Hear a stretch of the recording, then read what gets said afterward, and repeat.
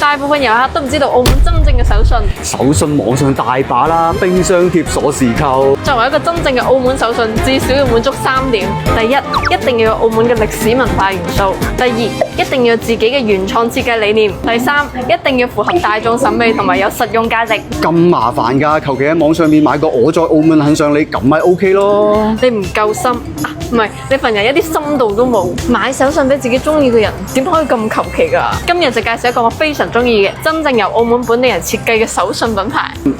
搞它！呢間係澳門唯一一間 Sanrio 主題同澳門人自己設計嘅特色手信店。店員話咧，今年嘅主題咧係醜魚撐船到澳門，呢個就醜魚撐船到澳門嘅過程。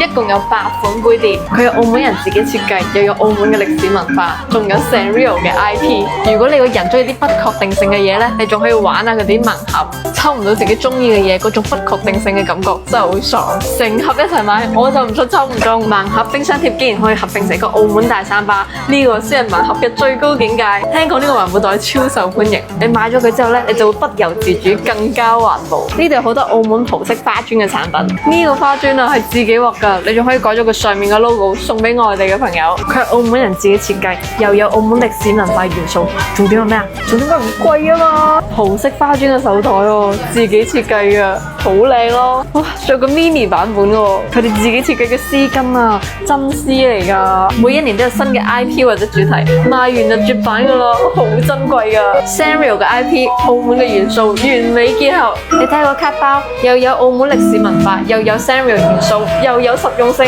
送呢啲俾朋友先有意思啊嘛。哇，佢唔係得個靚啊，睇得出入邊啲質量啊都好好噶。好硬淨啊！呢個就係限定嘅醜魚公仔，你睇下上面仲孭住個燈塔嘅。如果你嫌頭先個太大嚿咧，呢度仲有個4寸同埋 mini 版揀。佢呢度好多 Sanrio 嘅新品都係同步上市啊！又有澳門元素，又有 Sanrio 嘅 IP 加持，所以一次過滿足你唔同嘅願望。呢個就係澳門嘅自己 IP Moonme，你睇下幾 Q！如果你想喺澳門買手信俾人，記得認住呢個月亮。佢個名叫澳門，係澳門原創特色禮品店。官也街有2間店，我哋今日去嘅咧係澳門官也街主題店。佢喺澳門有5間分店㗎，你喺高德道打澳門咧就可以全部揾到晒啦。